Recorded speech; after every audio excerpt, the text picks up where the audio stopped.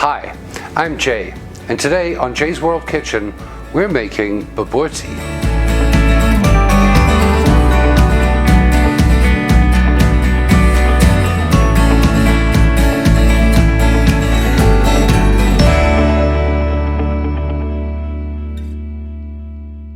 Bobotie is a traditional South African dish, and being from South Africa, in case you haven't picked up on the funky accent yet, it's one of the dishes that I grew up tasting in various forms from various homes that we visited. It's a ground beef dish, and its origins are a little bit questionable. Some people want to claim it as being wholly Dutch, and others are claiming that it came from Europe. But wherever it came from, this dish is a wonderful dish filled with flavor and texture, and really a comfort food for many South Africans, no matter where in the world they are. So let's look at the ingredients.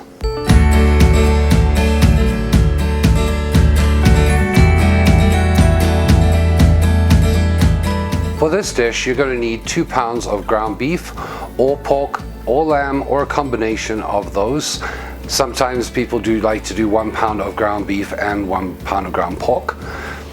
1 tablespoon of turmeric, 1 of curry powder, 1 of ginger, 1 of coriander, and 1 tablespoon of mixed spice. And if you're not sure what mixed spice is, it's very simply equal parts of cloves, cinnamon, and nutmeg. You're also going to need 2 teaspoons of minced garlic, 3 slices of bread soaked in 1 cup of beef stock or broth, 2 grated carrots, 2 chopped onions or 1 very large onion, some bay leaves, and salt and pepper.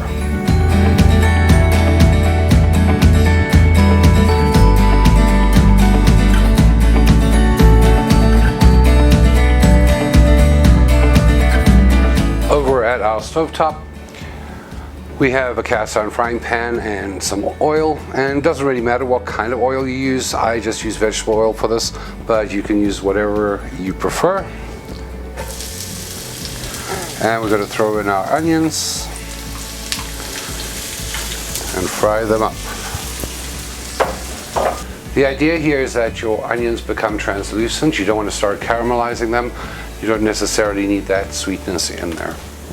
And right before I add in my ground beef, I'm going to add in 2 teaspoons of garlic paste.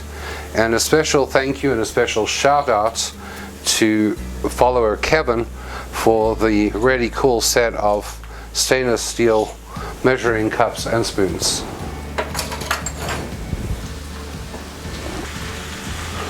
And as your ground beef is starting to cook, you're going to sprinkle your spices over the top.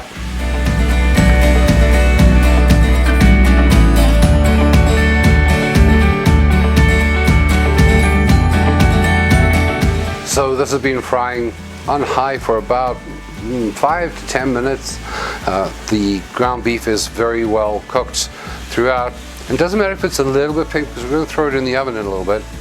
But now you're going to add your 3 slices of bread that you soaked in a cup of beef stock or broth, and obviously all the juice from that if there's any left.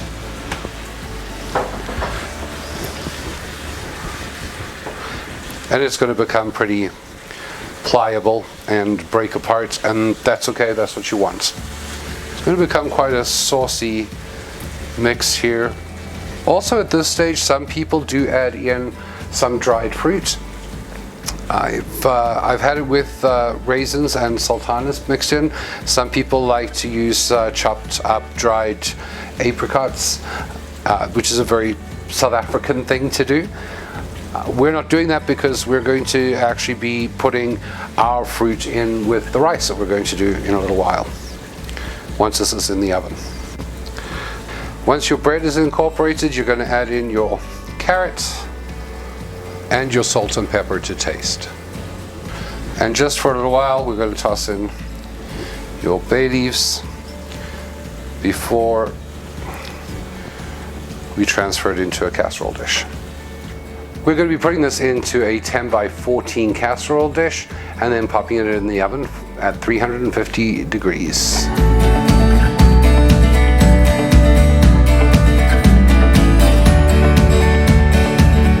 And once we have it in our casserole dish, we take our mix of 3 beaten eggs and 1 cup of milk or heavy cream. I find that heavy cream tends to get a little bit too rich, so I just use milk and literally mix that up and pour it over the top.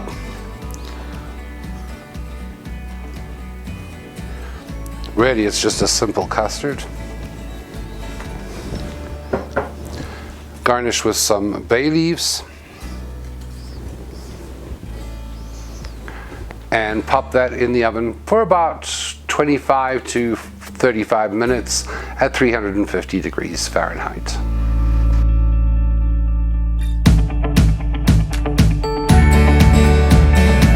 While your bobotie is in the oven, you're going to quickly throw on some yellow rice. Yellow rice is pretty easy and straightforward, so I'm making this in the rice cooker, but you can also do it on the stovetop, of course.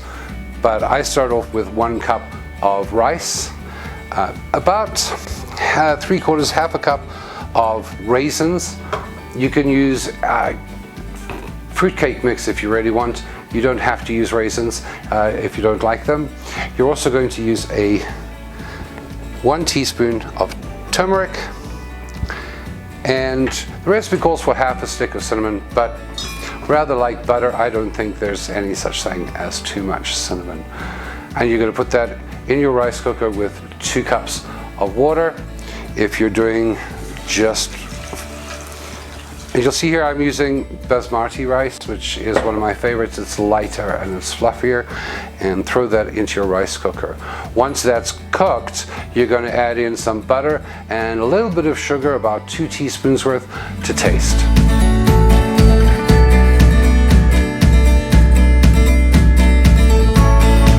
And the smell when you open up that oven is just out of this world.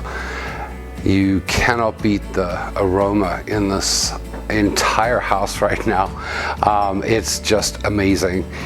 Your custard on top has set and the smell is just out of this world. So let's plate it up and give it a good old taste.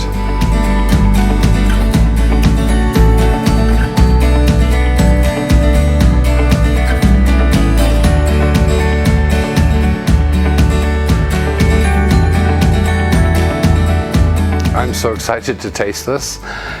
This is definitely one of my favorite dishes. As I said, the smell is incredible. The amount of aroma that this provides is just incredible. But you've got to taste this.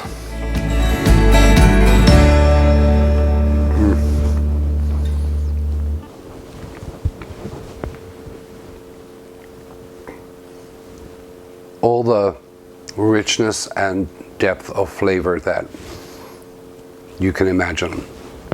You've got to try this. It's not a spicy dish. I'm not a big fan of very, very spicy things, but this dish is flavorful and a real comfort food for the soul, with a mixture of the sweet and the depth of that curry. It just really is a dish that you have to experience to believe.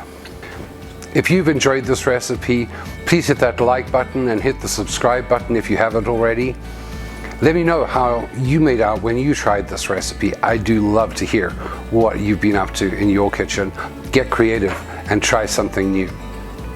Please remember that you can also support this channel with 6 different levels on Patreon. That link is below in the comment section.